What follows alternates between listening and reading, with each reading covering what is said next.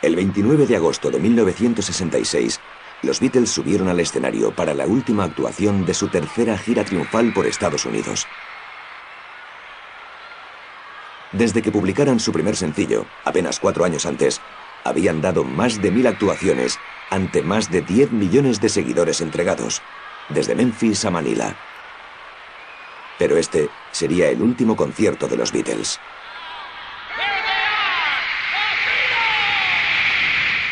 Había sido un viaje caótico e histórico.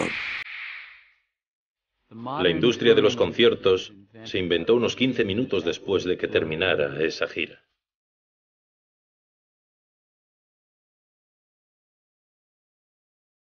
En este programa, con imágenes inéditas y noticias de todo el mundo, los hombres y mujeres que compartieron los buenos y malos momentos de la impresionante aventura de George, John, Ringo y Paul, nos cuentan su historia. Hubo un momento en el que John estaba tan molesto que puso la cabeza sobre las manos y empezó a sollozar. Miré hacia afuera y vi un destello, y me di cuenta de que el motor derecho se incendiaba. ¿Si fue peligroso? Sí, fue muy peligroso. Podrían haber muerto.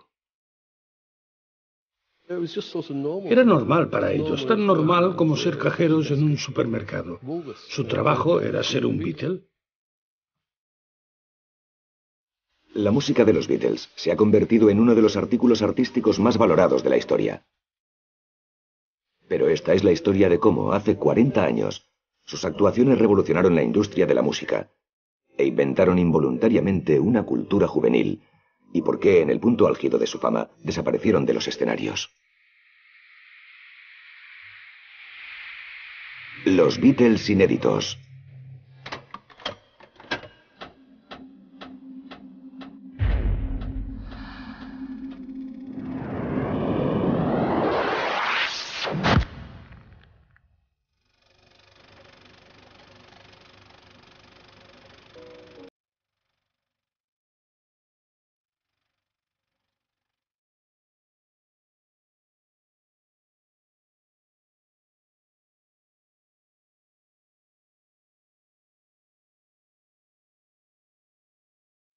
No había manera de saber que iba a ser su última gira, ni que Candlestick Park iba a ser su último concierto.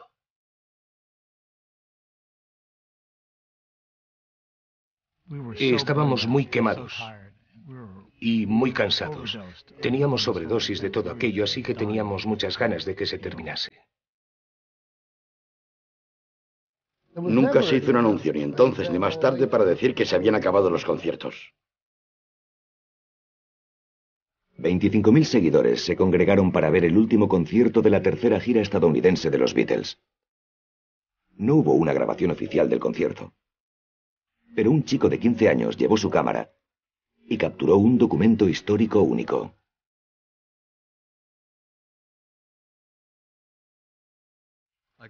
Llegué a Candlestick Park temprano, mientras la niebla se levantaba. Nadie me dijo que no pudiera estar allí, o que no podía filmar, ni nada por el estilo. Nadie me miró, ni siquiera por casualidad.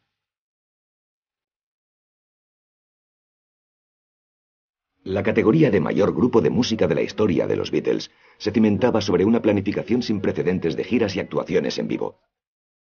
En ese momento, ni siquiera los teloneros sabían que ese sería su último concierto.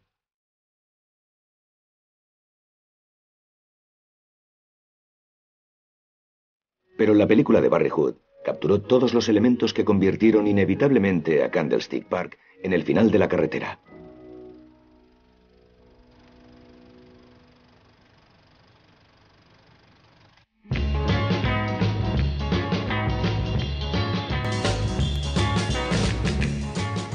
En sus inicios, los Beatles fueron un trabajador grupo de versiones de rock and roll. Pero no se les conocía más allá del circuito de clubs de Hamburgo, Alemania y del noroeste de Inglaterra. Hasta que su tenaz y joven manager, Brian Epstein, les consiguió una oportunidad única. 4 años antes de Candlestick Park, el 6 de junio de 1962, los Beatles llegaron al estudio de grabación de EMI, en Abbey Road, Londres. habían ido a hacer una prueba para el productor George Martin. Pero ni Martin ni su ingeniero, Norman Smith, se mostraron muy impresionados.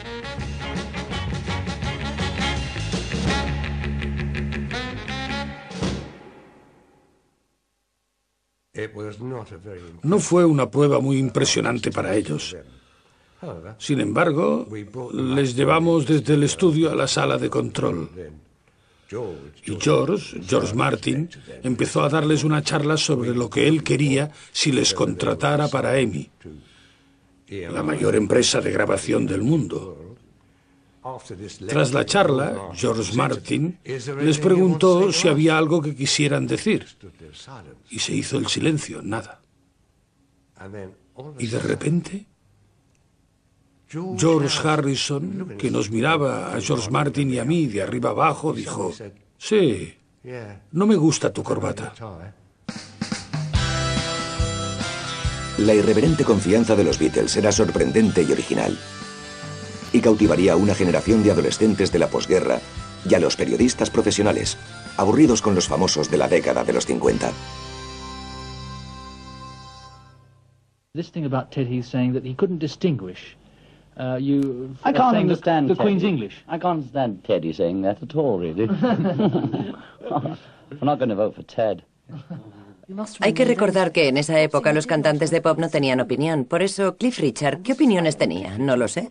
A menudo ni siquiera usaban sus propios nombres. Rara vez escribían sus propias canciones. Hacían exactamente lo que sus managers les decían que hicieran. Eran muy humildes. Les compraban casas bonitas a sus madres. Estaban agradecidos de estar vivos y agradecidos a sus seguidores. Y los Beatles no eran así.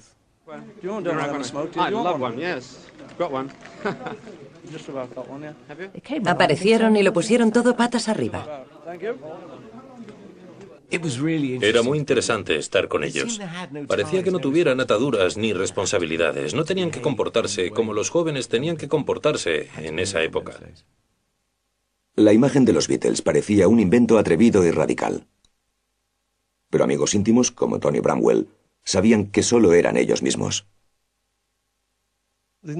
Nunca se juntaban con nadie que no fuera de nuestro grupo. No conocían gente normal. Eran unos bobos a tiempo completo. No habían tenido trabajo, ni habían estudiado, ni habían tenido vida profesional. Directamente de la escuela pasaron a ser Beatles. Y al cabo de unos años a ser los más famosos del mundo. George Harrison, Ringo Starr, Paul and John, but you don't actually think, oh, that's me that I am in the paper. It's funny, it's just as though it's a different person. En poco más de un año tras la prueba en la EMI, los Beatles se convertirían en el grupo más famoso del país. Y que estuvieran decididos a seguir igual a pesar de su creciente popularidad, les hacía aún más atractivos.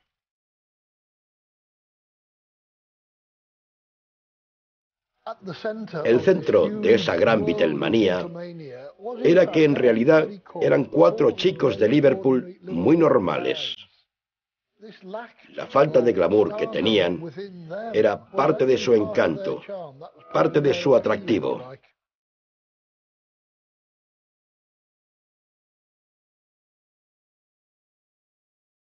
En verano de 1963 hicimos una serie de estancias de una semana en lugares de veraneo de toda Inglaterra.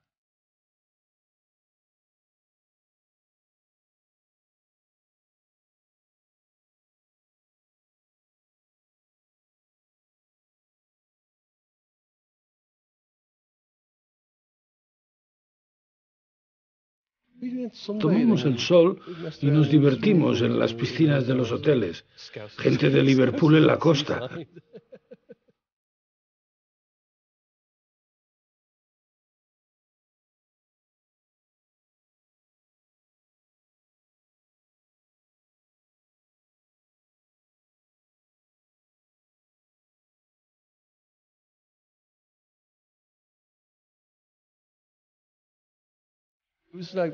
Era la primera vez en un año que pasaban más de un día en el mismo lugar.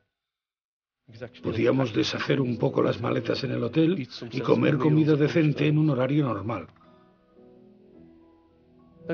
y salir, si teníamos la posibilidad de hacerlo, porque fue cuando salió She Loves You y fue una locura.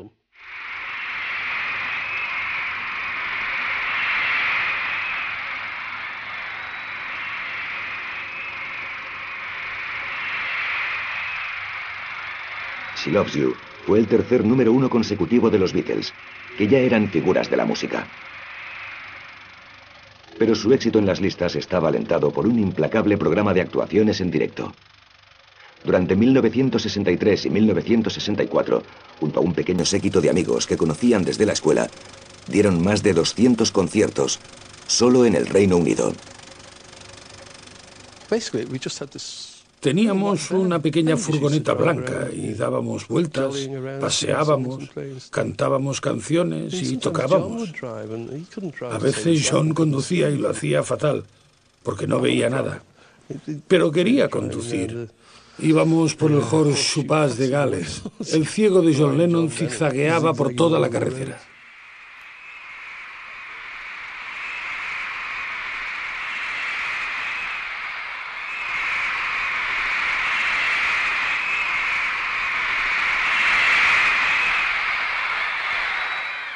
Pero a pesar de su interés por llegar a un público tan amplio como fuera posible, el volumen de los fans de los Beatles hacía que su música fuese imposible de oír. A partir del verano del 63, nadie volvió a oír bien a los Beatles. Es una lástima que su brillantez encima del escenario se perdiera. Do you deliberately try and create these sort of screaming reactions? No, we just, arrive at the theatre and they're always there waiting. And whenever we're doing a show, the police always come and say, don't look out the window, because you excite them.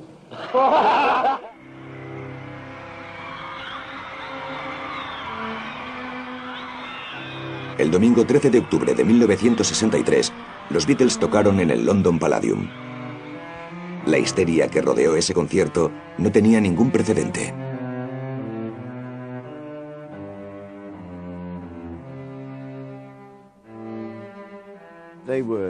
Se quedaron helados. No se podían creer la reacción que estaban causando en ese enorme recinto londinense.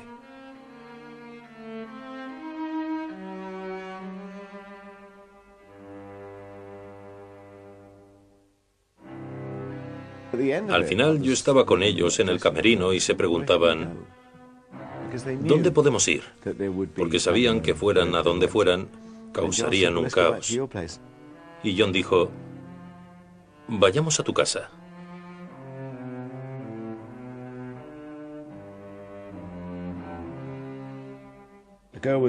Una chica pelirroja, una actriz llamada Jane Asher, vino con nosotros.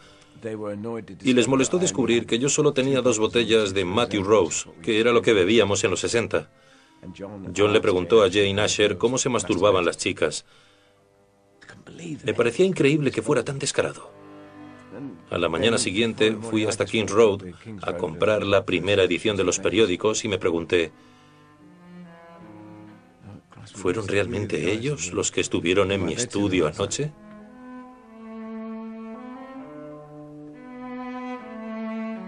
$18 meses después de entrar en los estudios Abbey Road, un grupo de provincias sin ningún contrato discográfico, los Beatles, se encontraba en el epicentro de una histeria en masa que inspiraría el cambio social más significativo de la Gran Bretaña de la posguerra y más allá. People demand that you think, how long are you going to last? Well, you can't say, You can be big-headed and say, yeah, we're going to last 10 years. But as soon as you've said that, you think, we're lucky if we last 3 months. En el verano de 1964, los Beatles, su manager Brian Epstein, su séquito de amigos íntimos y la tía de John, Mimi, se embarcaron en una gira internacional que culminó con una serie de conciertos en Australia. Los Beatles, por supuesto, viajaban en primera clase y todos los demás en clase turista, pero nos invitaron a subir. Tenían grandes sofás, les daban todo tipo de cosas y las azafatas nos ofrecían bebidas. Era como estar en un crucero, todo con mucha clase.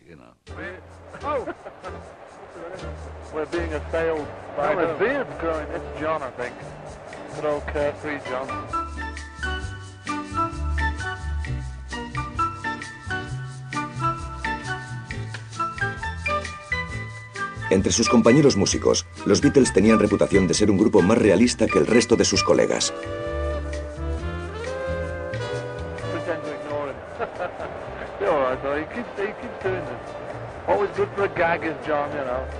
Te parecía que podías acercarte a saludarlos y que ellos te saludarían y te preguntarían cómo estabas, que podrías charlar un poco o hacerles alguna broma.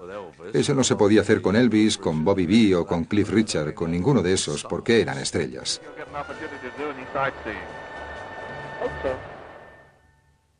Recuerdo que fue un aterrizaje horrible. El avión daba bandazos entre la tormenta y la lluvia y las mujeres y los niños gritaban. Fue un alivio cuando tomamos tierra.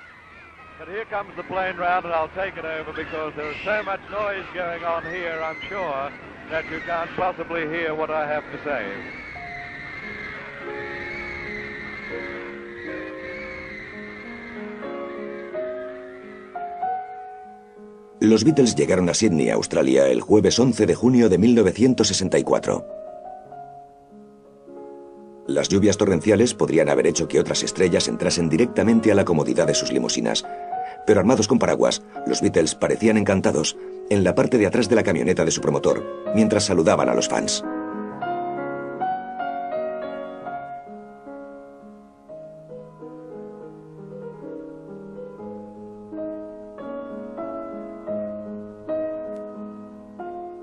Estaban felices de estar a ese nivel. En ese momento era algo genial. No había ningún lado oscuro, no había ningún drama. Todo el mundo lo pasaba bien.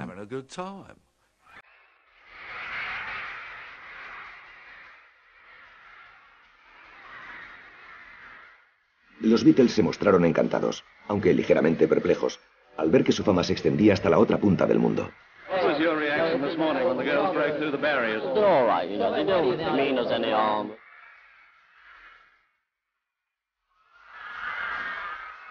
Up in the morning onto the aeroplane, we never enjoy that, travelling about, but it's good getting around, seeing all the places, and mainly letting them see us.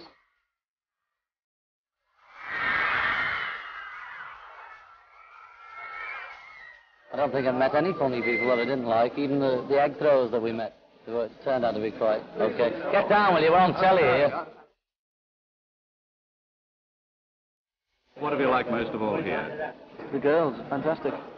Love those girls. Safe trip home. Thanks very much. I'll get your hand off my knee.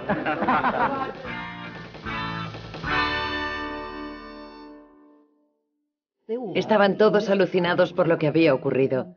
Se habían convertido en las personas más famosas del mundo angloparlante en menos de 2 años.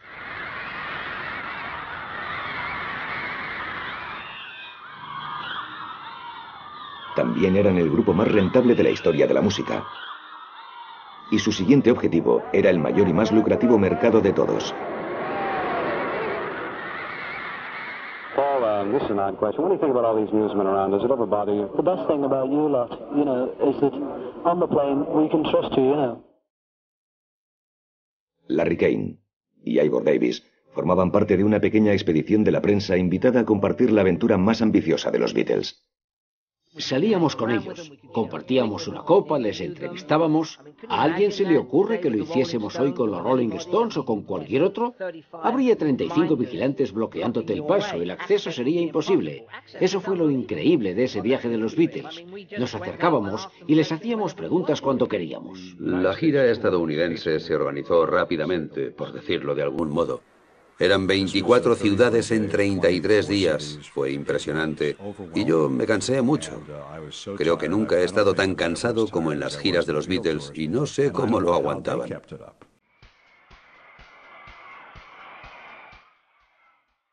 Los Beatles estaban dispuestos a cumplir con su terrible calendario, escrito rápidamente sobre un sobre por el hombre cuya imaginación, convicción y cara dura les había hecho pasar de los bares de Hamburgo y Liverpool a los mayores recintos del mundo.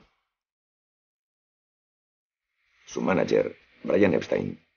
I hadn't had anything to do with pop management of pop artists before.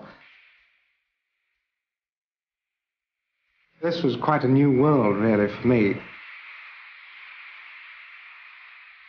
Lo más impresionante es que tenía mucha fe en ellos.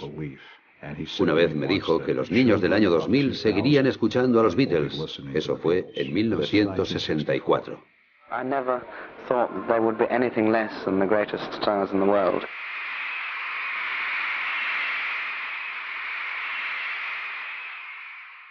My name's Paul. This is Ringo.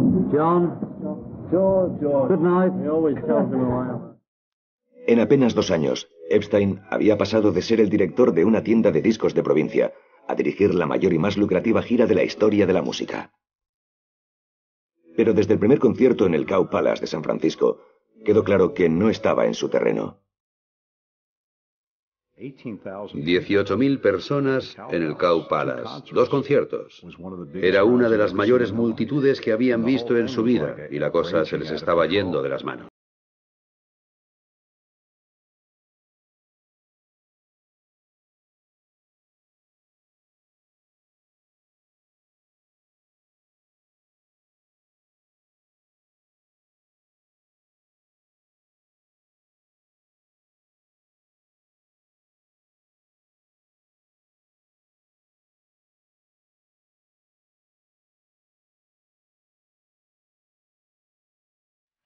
Cuando Paul empezaba a tocar Long Tall Sally, salíamos y nos metíamos en la limusina, porque en cuanto Paul terminaba esa canción, bajaban del escenario y se subían a la limusina antes de que el público se pudiera levantar.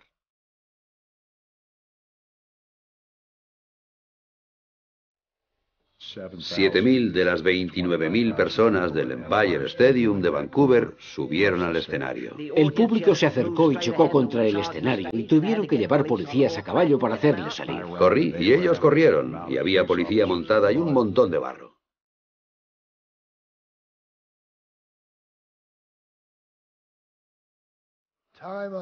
Una y otra vez nos encontrábamos que las autoridades locales no ofrecían suficiente seguridad.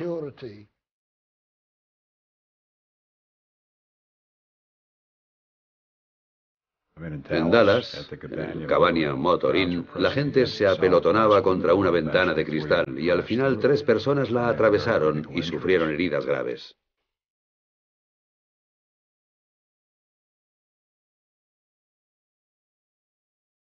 No fue una broma.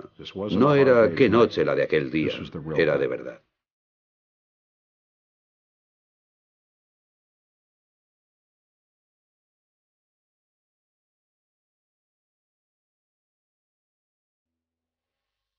There's always got to be something wrong with the job. You know, there must be something wrong with your job that you don't like. Well, the only thing wrong with ours, everything else is perfect. The only thing is we don't get quite enough privacy. Lejos de las multitudes, una serie de habitaciones de hotel y cabinas de avión se habían convertido en el refugio y la prisión de los Beatles. Como eran tan conocidos, no podían salir del hotel. En Las Vegas, por ejemplo, les llevaron máquinas tragaperras a las habitaciones, porque si hubiesen llevado a los Beatles al casino, habría sido un caos. Jugábamos a las cartas y nos poníamos nerviosos. Recuerdo que tuve una pelea con George en un avión volando sobre Estados Unidos porque la tensión era enorme. Nos pegamos. Era el estrés de estar en un espacio pequeño. Curiosamente fue John, que era el Beatle más agresivo, el que vio que la tensión y el estrés se habían disparado y nos calmó. John Lennon, thank you very, very much. Thank you, Larry, and God bless you. Jolly good. A veces me tiraba ceniza en la cabeza y no me gustaba. Bueno, de cualquier modo, me ponía hielo en la espalda o una cantidad considerable de puré de patatas en el pelo. La primera gira estadounidense de los Beatles fue totalmente caótica, aunque muy provechosa. También fue la culminación de su transformación personal de músicos sin pretensiones a los 4 hombres más famosos del planeta.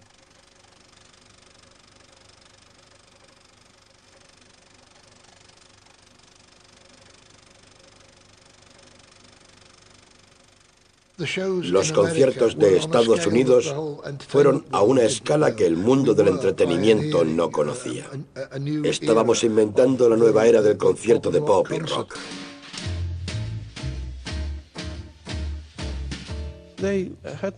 No tenían tiempo para contagiarse de esa locura, así que para ellos era normal, tan normal como ser cajero de un supermercado. Su trabajo era ser un Beatle. Sin embargo, cuando volvieron a Estados Unidos un año después, los Beatles esperaban una gira un poco menos caótica.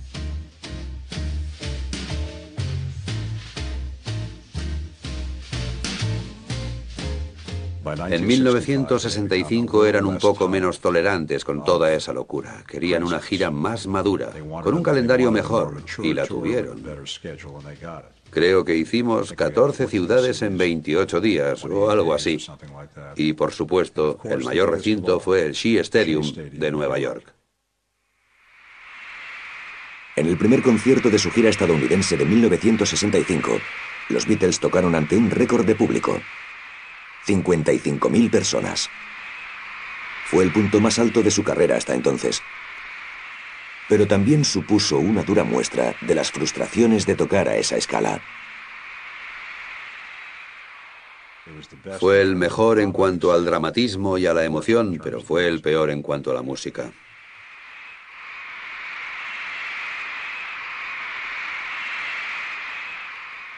Estábamos muy lejos del público. Eso nos pareció raro. Seguro que a los Beatles también. Estaban a 300 metros de ellos en medio del parque.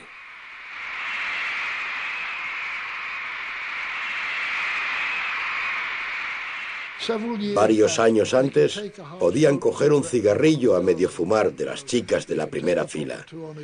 Podían darle una o dos caladas y devolvérselo. Algo muy especial para todos.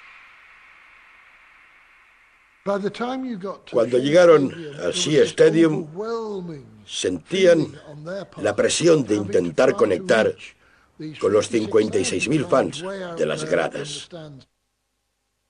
John estaba preocupado porque no podían oír la música. Recuerdo que cuando bajó del escenario dijo, todos los armónicos que Paul y yo hemos trabajado, dijo que no podían haberlos oído. Dijo, ni siquiera sé si he afinado porque no me oía a mí mismo.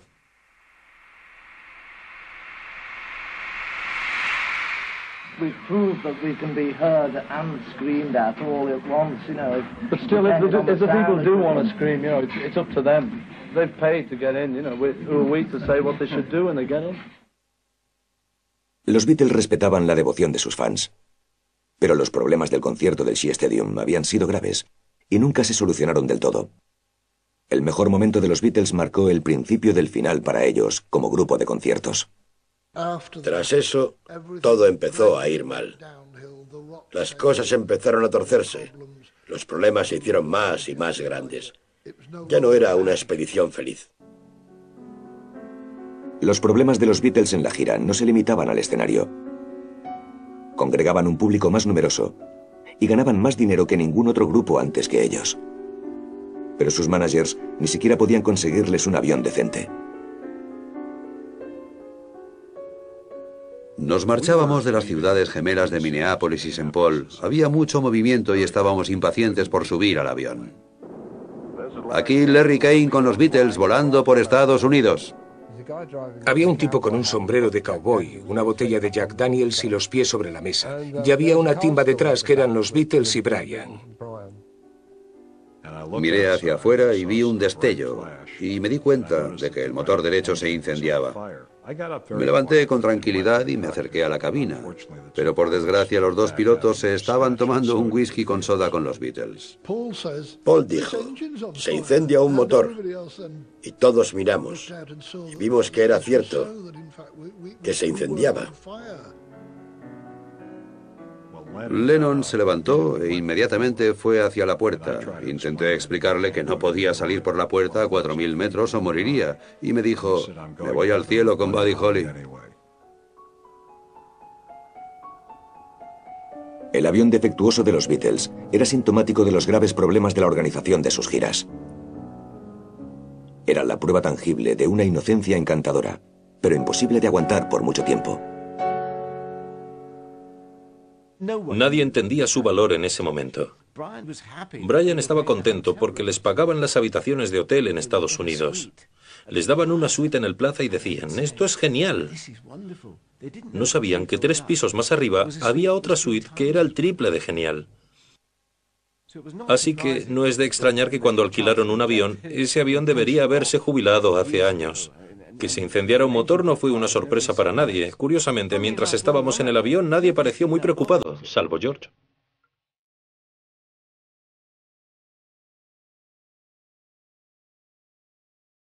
En septiembre de 1965, los Beatles se encontraban dividiendo su tiempo entre los caóticos viajes al extranjero y el circuito de su país. Era un mundo completamente diferente al de las giras de provincias y las vacaciones junto al mar de las que habían disfrutado apenas 2 años antes. En ese momento trabajaba en el New Musical Express, que era propiedad de un hombre llamado Morris King, que daba grandes fiestas en su dúplex de Lawn Square en Knightsbridge, y estaba obligado a llevar a los Beatles cada vez que Morris daba una fiesta, y ellos no querían ir, no les gustaba, era un mundo en el que no se sentían cómodos. Recuerdo que una vez, durante la gira estadounidense, me senté junto a Ringo durante un viaje nocturno en avión. Él me dijo: Dick, preferiría estar en casa tomándome una copa en el club social con mi padre.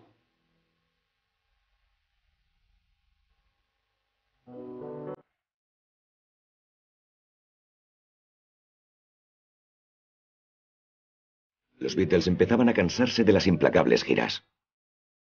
Y cuando se metieron en el estudio para grabar el disco Rubber Soul, un mes después de regresar de su segunda gira estadounidense, parecía que se estaban distanciando, como músicos y como amigos.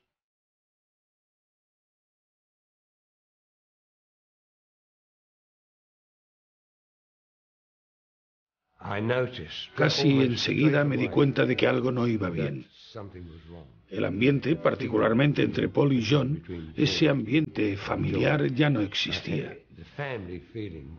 Y pensé, Dios mío, esto no me gusta nada.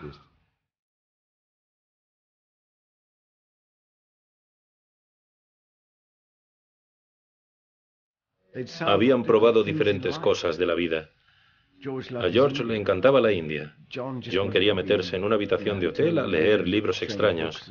Paul quería ser el intérprete. Paul quería ser Elvis Presley, no hay duda. Solo Paul tenía una extraordinaria capacidad para crear espectáculo. Ya desde los primeros momentos le dijo a Brian Epstein: si por algún motivo los Beatles no tienen éxito, voy a continuar en este oficio. Y tú vas a representarme.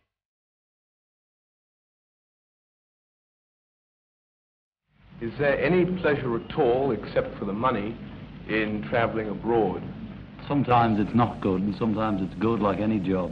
We're not on holiday. We don't expect to see any sights or have any fun, and if we get fun as well while we happen to be touring, well then it's okay, you know. En 1966, los Beatles se movían claramente en direcciones diferentes. Pero a pesar de las frustraciones logísticas y musicales de las giras de conciertos, Brian Epstein había planificado su itinerario más ambicioso.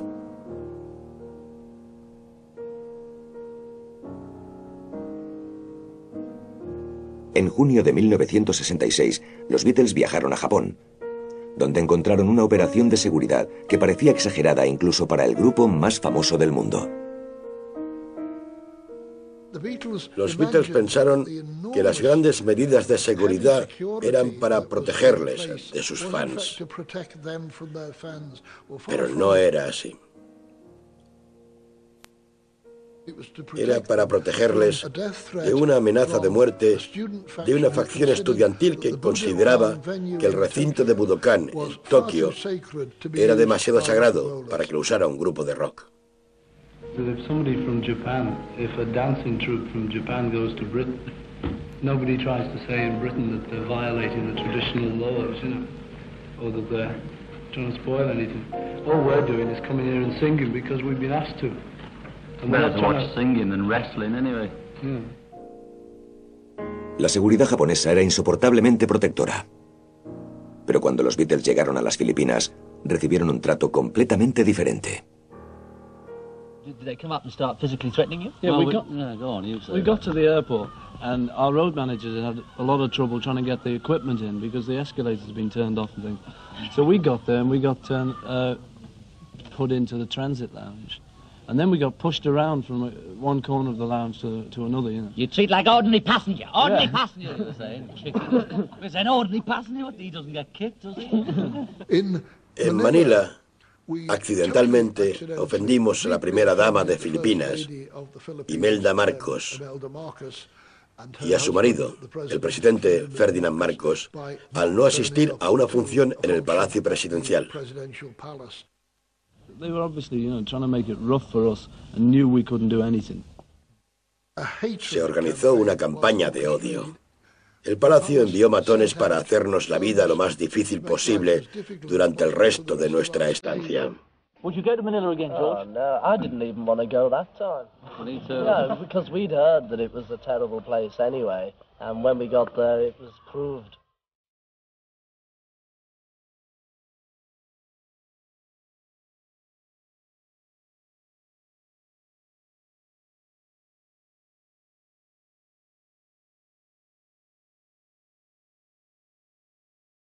Para George Harrison, siempre considerado el Beatle tranquilo, la gira por Japón y las Filipinas fue la gota que colmó el vaso.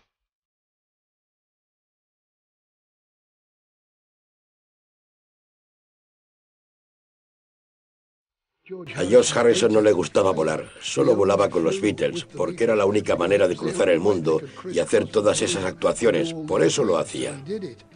George se hartó y se cansó. Le daba pánico escénico, se mareaba y todas esas cosas que se fueron acumulando hasta que se deprimió mucho. George también fue el primero en reconocer las limitaciones musicales de las actuaciones en directo. George era un músico estudioso. Se dio cuenta de que los Beatles no progresarían musicalmente con una carrera con giras.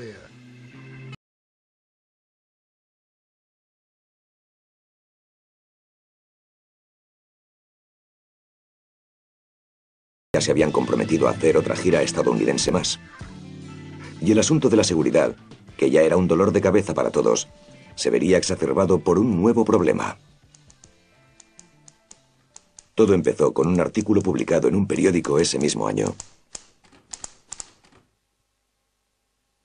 Maureen Cleave había sido una buena amiga de los Beatles durante 3 años cuando entrevistó a John Lennon para un artículo en el London Evening Standard en abril de 1966.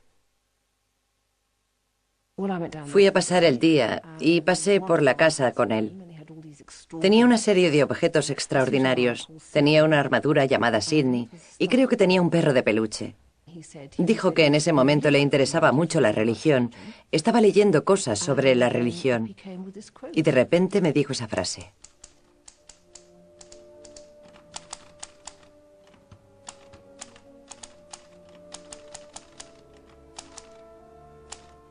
Me dijo que le parecía que Jesucristo era un buen tipo, pero que sus discípulos eran bobos y ordinarios. Y entonces me dijo, no sé qué desaparecerá antes, el rock and roll o el cristianismo. Cuando se publicó el artículo de Maureen Cleave en Londres, no se le prestó mucha atención. Pero cuando reapareció 4 meses más tarde en una revista para adolescentes estadounidense, apenas 2 semanas antes del inicio de la tercera gira estadounidense de los Beatles, la respuesta no pudo ser más enfática.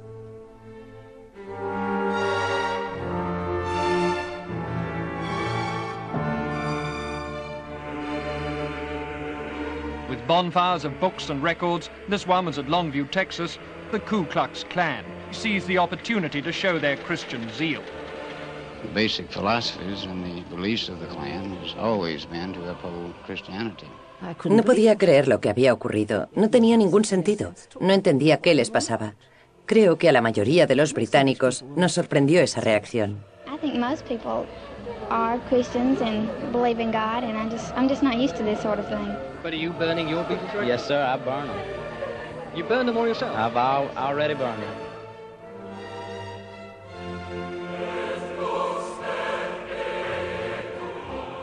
Now, this religious controversy, I know you don't want to say too much about it, but does it worry you that it's going to boil up when you get to the States? Well, it worries me, yes, but I hope everything will be all right in the end, as they say. Do you think this is going to be a controversial tour like the Philippines was?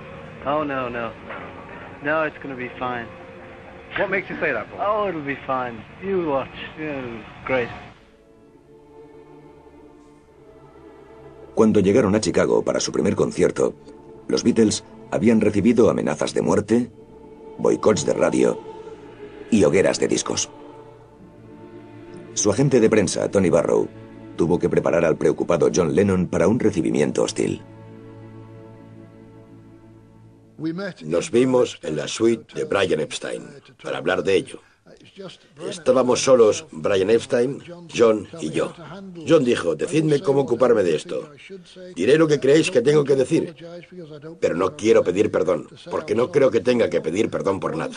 En un momento John estaba tan molesto que colocó la cabeza entre las manos y se puso a sollozar. Lloró por este tema. Can we take the first question, please? Mr. Lennon, could you tell us what you really meant by that statement?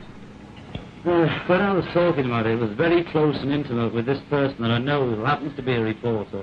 And I was using expressions on things that I'd just read and derived from about Christianity. Only I was saying it in the simplest form that I know, which is the natural way I talk. And I just said it in those things like, were more popular than Jesus and so and so and so and so. But she took them, and people that know me took them exactly as it was, because they know that's how I talk, you know. And I wasn't trying to compare me or the group with Jesus or religion at all, but just only in that way, in the way I'm trying to tell you.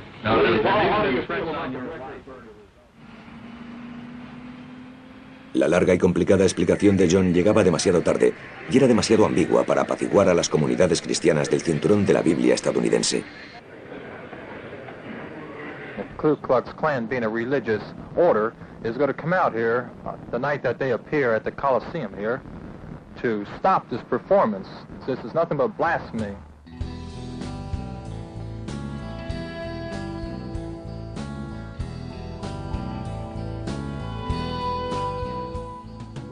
En el autobús hasta el Mid-South Coliseum nos dijeron que nos escondiésemos por debajo del nivel de las ventanillas por miedo a un ataque con francotiradores.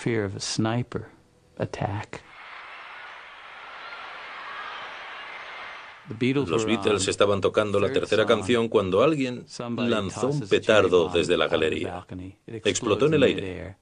Todos nos giramos a mirar a John en el escenario. Y sobre el escenario, los otros tres Beatles se giraron también a mirarle. Casi esperábamos ver a John caer con una bala en el pecho.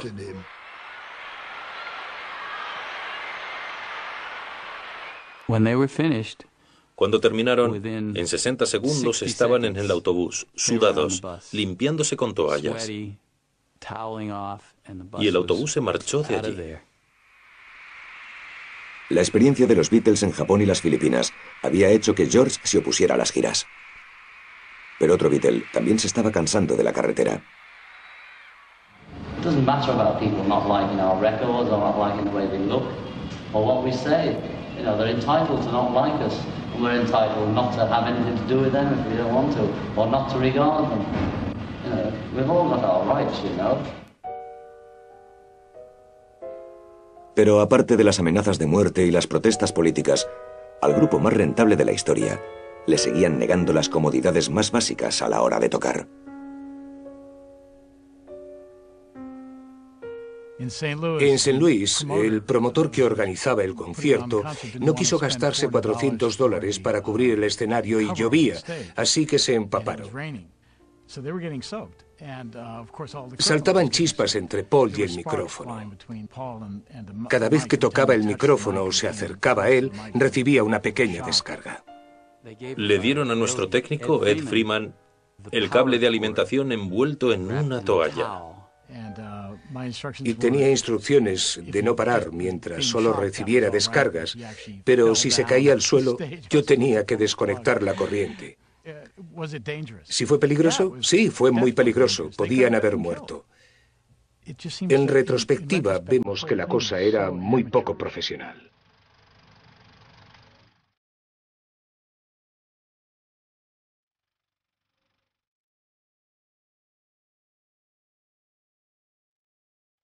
La comitiva de la gira de los Beatles llegó a Candlestick Park para el último concierto de la gira estadounidense el 29 de agosto de 1966.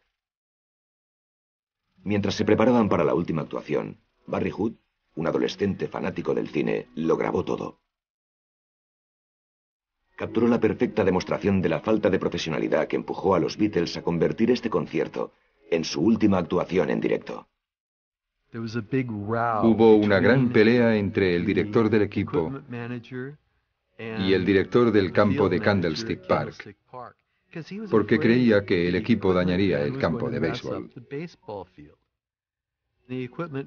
El equipo se llevó manualmente hasta el escenario.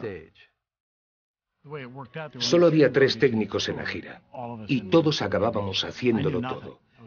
Yo no sabía nada, era cantante de folk en Boston y nunca había montado una batería en mi vida. No tenía ni idea de cómo se hacía. Nunca había tocado una guitarra eléctrica. No sabía qué estaba haciendo. La industria de los conciertos se inventó 15 minutos después de que terminara esa gira. Todo el equipo de esa gira cabía en una furgoneta. Actualmente, ni siquiera la batería de un grupo cabe en una furgoneta. No era nada profesional, todo era pequeño. Los teloneros no conocían el significado del concierto de Candlestick Park, pero los Beatles sabían que era el final del camino. Mientras íbamos hacia el concierto, Paul me preguntó si llevaba mi grabadora. Yo le dije que por supuesto que la llevaba, y él me pidió que grabase el concierto de esa noche. Paul siempre quería seguir, pero nada tenía sentido. La gente no les oía, no les veía, ellos no podían tocar sus canciones. Después de Candlestick Park, bajamos por la costa de California hasta Los Ángeles. Recuerdo que Paul se inclinó desde uno de los asientos que yo tenía delante y dijo, ¿has conseguido grabar algo? George Harrison estaba sentado junto a mí. Dijo, ya está, ya no soy un Beatle.